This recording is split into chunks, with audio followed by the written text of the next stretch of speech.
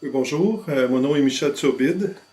Je suis associé avec la compagnie Santé à Rome. Santé à Rome, en fait, c'est ma compagnie. C'est une compagnie d'édition. J'écris les livres et je les édite et distribue. Donc, c'est plusieurs livres qui sont distribués dans plusieurs magasins de produits naturels. Aujourd'hui, je vais vous parler des eaux florales. Les eaux florales, c'est par exemple, les gens connaissent bien l'eau de rose. Il existe aussi l'eau de fleur d'oranger. L'eau de fleur d'oranger, l'eau de rose, ce sont des eaux qui sont bien connues à travers le monde, hein. Et c'est des eaux florales, en particulier ces deux-là, sont utilisées depuis j'allais dire millénaires, mais disons des centaines d'années par les pays comme les pays arabes ou l'Inde. Ce sont des eaux florales qui peuvent être utilisées pour les soins de la peau. Euh, et particulièrement ceux-là pour cuisiner, pour manger.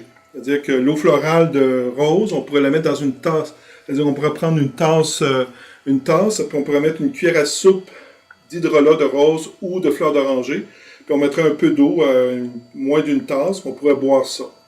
On pourrait mettre ça dans l'eau chaude, l'eau froide. Ça donne un très bon goût. Ce serait une expérience à faire avec les eaux florales. Autrement, les eaux florales sont intéressantes pour le soin de la peau. On pourrait, par exemple, ici on met de l'eau florale de rose. Après ça, on pourrait prendre une huile soit de jojoba, soit de bourrache, ou de rose musquée, ou d'argan, ou différentes huiles végétales qu'on pourrait appliquer par la suite sur la peau. Le fait de faire ça, on a comme un effet crème, c'est-à-dire une crème, quand on ajoute une crème, c'est de l'eau et de l'huile avec des produits chimiques, des colorants, des stabilisateurs.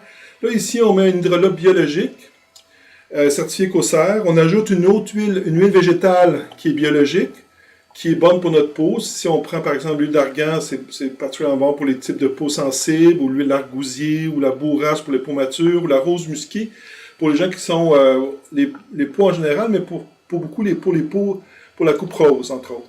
Donc on met l'eau florale de rose ou de lavande selon notre problématique. L'hydrolat de lavande, c'est plus un anti-inflammatoire. Donc la coupe rose avec les crises italiennes, les deux ensemble combinés, c'est intéressant pour traiter les gens qui ont les peaux rouges, les peaux, la coupe rose. C'est des hydrolats qui apaisent. Puis là, on ajoute après ça des huiles végétales comme rose musquée.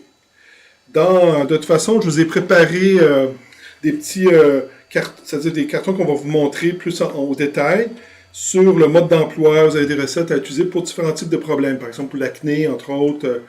Euh, ça- donc, c'est quelques recettes, là. Donc, l'hydrolat, c'est un soin qui pourrait être utilisé de façon journalière. Ça fait juste du bien à la peau, là. La peau a besoin d'eau et d'huile. Donc, la chronique est déjà finie.